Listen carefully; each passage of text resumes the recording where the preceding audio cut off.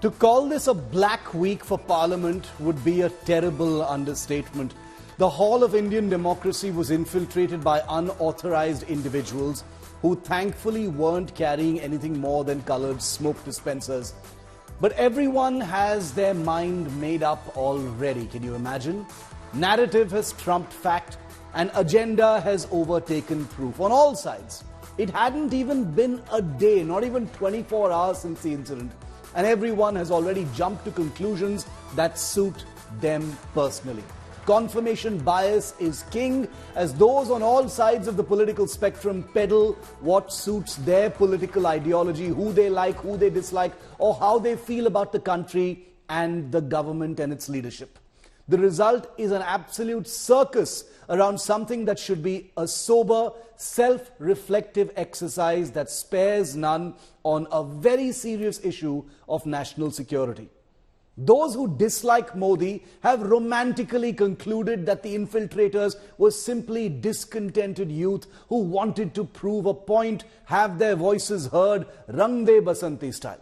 Those who like Modi have concluded that with dollops of suspicion that the infiltrators are lackeys of an insidious opposition that will go to any length to embarrass the BJP government.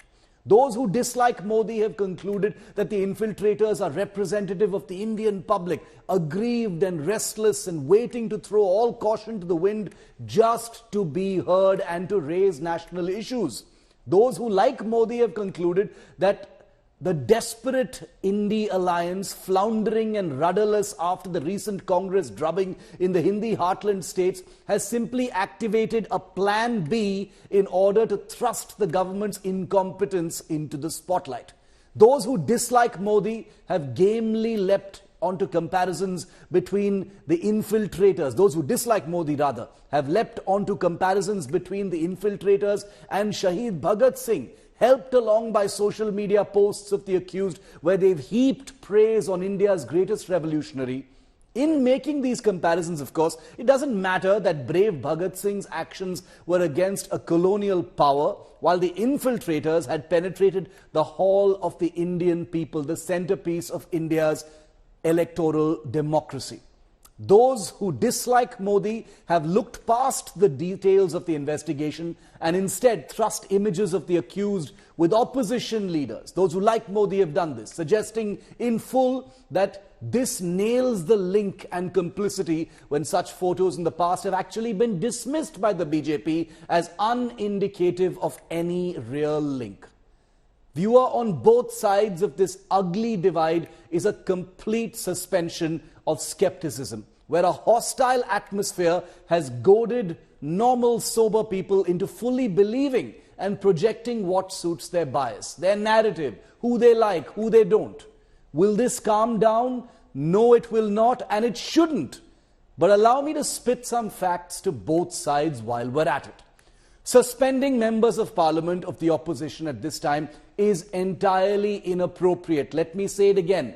They should not have been suspended. No matter how hostile the political atmosphere, the Speaker must make efforts to take everyone along, no matter what it takes. And let me say this even more plainly. The opposition calling for BJP MP Pratap Simha's suspension is totally justifiable in the circumstances. Imagine clinically, viewer, for a moment, if the MP who had issued this visitor pass was from an opposition party. It is the least that ought to happen in order to send out a message that the investigation is taking place in a clean way. The opposition, fully aware that they will be suspended, have clearly acted in the way that they did in order to achieve suspension so that this issue explodes beyond just the hallowed walls of Parliament. It was attracting that action. That's the point. Not for a moment do I personally believe, like I've said before, that any of these members of Parliament should have been suspended. The Speaker, in my view, must fix this quickly, ASAP. Those inside Parliament are all members of the House, including the 14 who've been suspended. They've been elected by the people. They are elected representatives. It is their job to oppose policies or raise their voice. If they've decided to be disruptive, find a way. Use this as an opportunity to fix this issue, this disruptionist tendency that is there and has been seen through both sides, through many, many Lok Sabhas in the past as well. Don't dodge the issue. Fix it through dialogue and sabka saath. That needs to apply inside Parliament if it is to apply outside as well.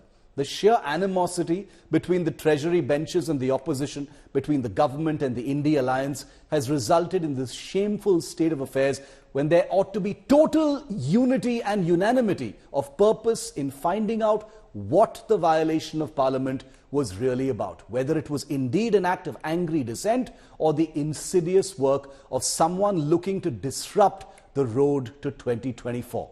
An attack on Parliament, viewer, cannot be us and them. There is only an us when it comes to security of this country.